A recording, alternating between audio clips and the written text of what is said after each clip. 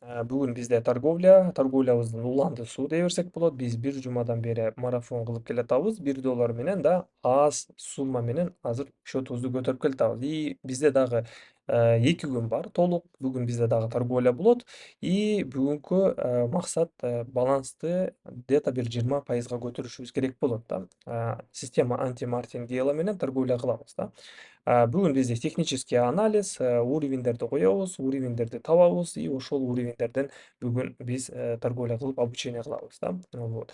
Так, азыр биринчи сумма инвестициямды сразу даярдап коелу. Давайте $100 ачайлы. Максат достор 5-6 сделка ачуу да. 5-6 сделка точностью уровеньдерден ачышыбыз керекпиз и система анти-мартингела менен торговля кылабыз да.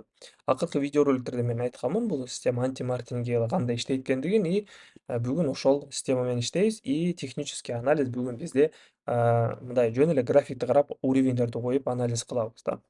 Так, свечной график обязательно 15, 30 жана 1 мүнөттүк таймфреймде биз анализ кылабыз да. Давайте 30 секунддук таймфреймге коелу и ушу 30 секунддук таймфреймде баштайлы анализ кылып да.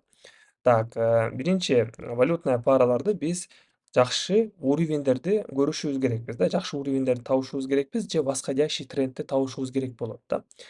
Бул жерде мынакей австралиец, швейцарский франк, ОТС'те бизде тренд үстүгө эле көздөй кетип баратат да. Бул жерде биз линияны коебуз. Линия тренда деген бар. Бул жакта биз линияны коебуз да, мынакей. Бул жерде графигибиз ушул линиядан үстүндө эле өсүп баратат да. Бул жерде тренд восходящий болуп атат. Давайте ушул жерден биз сделкабызды 1 мүнөткө жогору ача берели да. 1 мүнөткө сатып алабыз. Если пробой болуп кете турган болсо, бул линиябызды азыр жөн эле пробой кылып астыга түшүп кете турган болсо да, бул жерде биз эмне кылабыз? Бул жакта биз уже сделкабызды сатып алууга эмес, а сатууга ачышыбыз керек болот да. Потому что могул линиябыз азыр мынакей бизде пробой болуп аткандагыдай да. Азыр биз бир свечаны күтөбүз. Если бул пробой болсо, анда сделкабызды бул жакта биз $100 эмес, а $250 кийинки сделкабызга ушунча сумма ачабыз да. Биз уже мартингейлди колдонобуз достор да. Мартингейл бул эмне дегенин мен акыркы видеороликте айтып түшүндүргөнмүн. Биз каждый убыточный сделканы 2,5 эсеге көбөйтүп, анан кийин сделка ачабыз да. 2,5 эсеге көбөйткөндө биз бул $100 кайтарып кетебиз и өзүбүз дагы кичине болсо дагы бир $50-40 плюска чыгып кетебиз да. Так, акыркы 5 секунд и көрүп тургандай деле биздин линиябыз бизде туруштук бербей атат да. Мынакей график астыга эле түшүп баратат. Вроде бы линияны жакшы эле койдук, мынакей восходящий тренд болуп атат бул жакта, бирок бизде мынакей линиябыз пробой болуп атат да. Давайте анда эмесе бул жакта 1 мүнөткө мен ылдыйга ачамын да, пробойго ачып атамын. Бул линия уже туруштук бербей, баасы бул линиядан астыга түшө турганын белгилеп атат да. И мынакей дагы бир уровеньдерди коелу да, мынакей. Мурдакы окуяларды байкайлы. Мынакей бул жерде технический анализ менен байкап көргөндө бизде мынакей бул жерде мурда графигибиз келиптир эле да. Ушул жактарда бизде реакция болуптур достор мурун. Ушул жерлерде мынакей 1, мына жерде 2 болуптур, мына жерде 3-жолу жолу ретест кылып туруп анан үстүгө көздөй кетиптир да. Значит, бул жерде уровень сопротивления мурун бар экен эле да, могул линияда. Биз линияны коюп койдук. Значит, бул линиябызга чейин азыр график түшүшү мүмкүн да. Эми бул уровень сопротивления мурдакы болгондуктан азыр бул уровень уже поддержка болуп ролун ойноп атат да. Мынакей бул жерден биз уже сатып алышыбыз керекпиз да. Пока что бул линиябызга келе элек, биз астыга ача берсек болот да. Так, давайте сделкабыздын жыйынтыгын байкайлы. Акыркы 1 секунд и бул сделкабызды биз успешно плюска жаптык достор. Отлично. Минусубузду кайтардык и давайте кийинки сделкама мен $192 ачамын да. Менин опытым боюнча достор, бул жерде линия, бул уровень поддержкада, мурда бул уровень сопротивления болгон. Скорее всего, бул жерде пробой болот. Ошондуктан бул жакта биз ылдыйга ача беришибиз керекпиз да. Менин опытым боюнча мен бул жакта анализди байкап атам. Бул жакта кандай картина болуп атат да. Мисалы, давайте дагы бир жолу түшүндүрүп кетейин. Мынакей бизде бул жерде бул линия бар, ооба мурда коюп кеткен. Бирок бул линия поддержкада зеркальный уровень сопротивления болуп калат. бул жакта бизде слабый уровень деп берсек болот да. Анткени бул жакта мынакей биздин минимумубуздар азайып эле баратат да. Астыда эле болуп жабылып баратат мынакей. Экинчи жолу, үчүнчү жолу астыда болуп эле жабылып кетип да. Бул жакта күчтүү тренд смена болуп атат да. То есть графиктин сменасы болуп атат мынакей. Бул жакта бизде график ылдыйга түшүш керек. Ошондуктан бул жакта бул линия каралбайт. Бул слабый уровень болуп калат, зеркальный. Ошондуктан биз бул жерде сделкабызды сатууга ача беришибиз керекпиз да. Да, кээде кичине болсо дагы реакция бериши мүмкүн. Там сделкабыз нютуп ачылып калса, ошондо минуска жабылып калышы мүмкүн да. Биз азыр дагы бир жолу перезаход кылсак жакшы болот да, мисалы. Бирок плюска жабылды достор. Мен ойлодум эле бул жерде азыр минуска жабылып калат деп. Бирок плюска жабылды достор.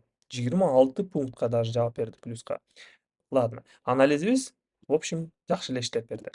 Давайте эми болсо башка котировкага өтөлү. Биз кийинки суммабызды $368 ачабыз да. Биз прибыль алганбыз, ушунча сумманы кайра эле биз торговлябызга киргизебиз да. Итак, кийинки валютная пара евро рубль ОТС достор. Мен бул жакта уже уровеньдерди коюп койдум. Мынакей бул жактан биз жогору 1 мүнөткө сатып ала беребиз достор. Себеби мынакей 1 мүнөттүк таймфреймде биз байкап турабыз бул жакта уровеньдердин бар экендигин да. Давайте биз сиздер менен мында көрөлү. Бул жакта мына реакциялар болгон да. Именно ушул жерде мына биринчи уровень болуп калат, бул жерде саналып калат. Далее мынакей экинчи уровень бул жакта болуп калат. Далее мынакей астыда үчүнчү уровень. Көрдүңүздөрбү? Уровень бул жакта пробой болуп эле үстүгө эле өсүп баратат да.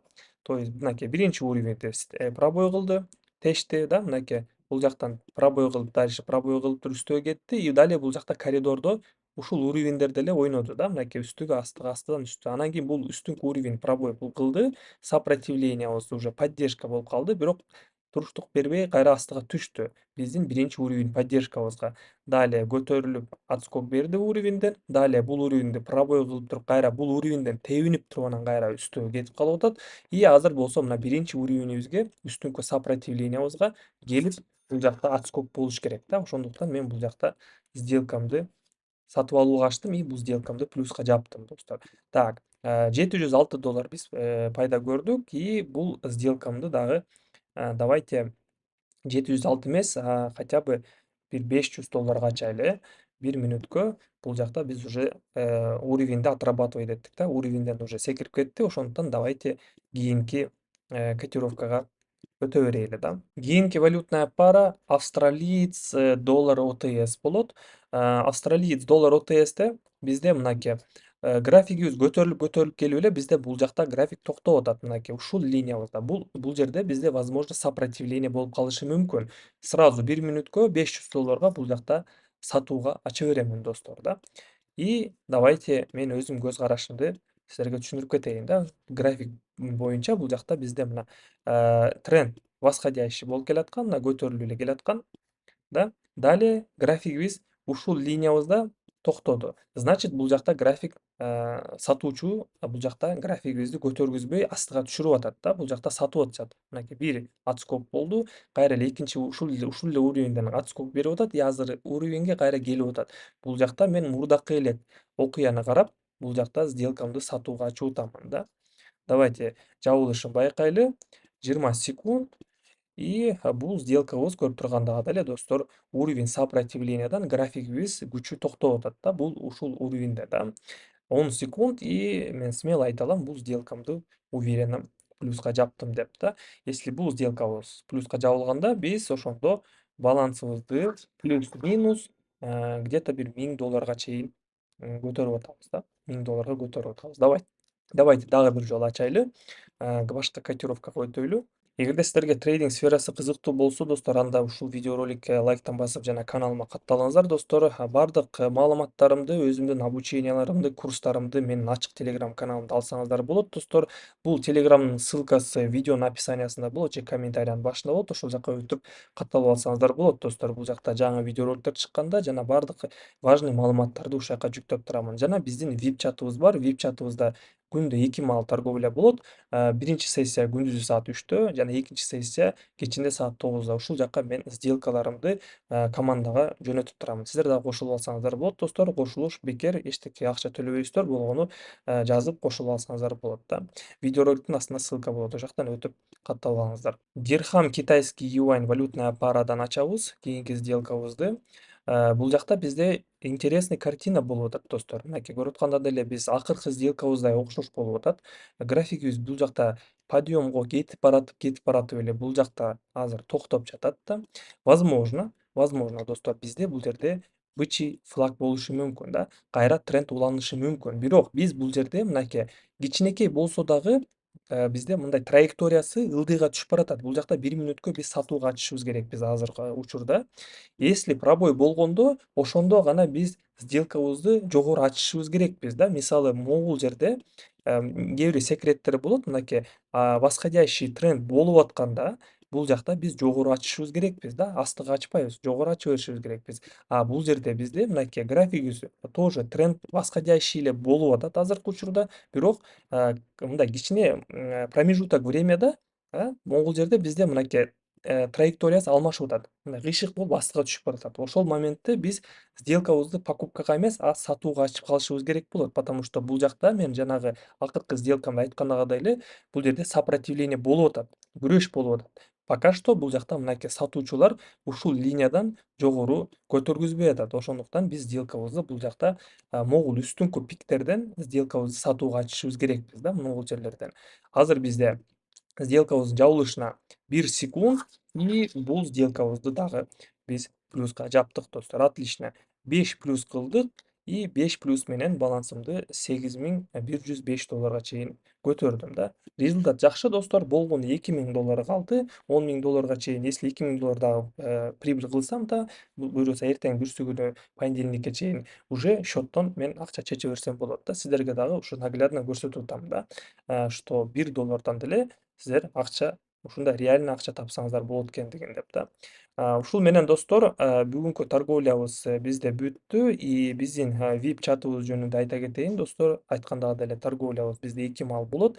Кошулуш үчүн бесплатно акча төлөбөйсүздөр, достор. Болгону жазасыздар. Ушул открытый телеграм каналга катталып аласыздар. Трейдер KG Миллион. Ушул жакта баардык маалыматтарды алсаңыздар болот, достор. Сиздер менен эмки видеороликтте көрүшөбүз. Баарыңыздарга ассаламу алейкум.